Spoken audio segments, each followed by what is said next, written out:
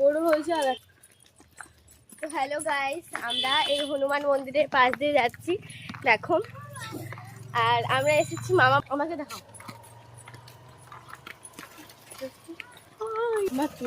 এই যে আমাদের মামা বাড়িতে।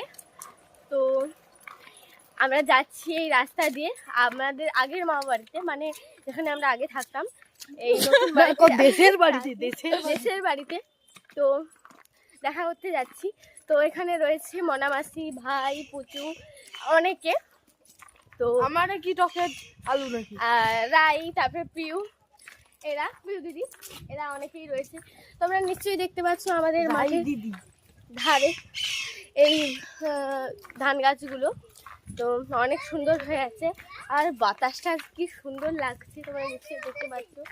আর এদিকে অসাধারণ চাষ করা হচ্ছে। তো দেখো, তোমাদের গোটাটা ঘুরিয়ে দেখানো হচ্ছে।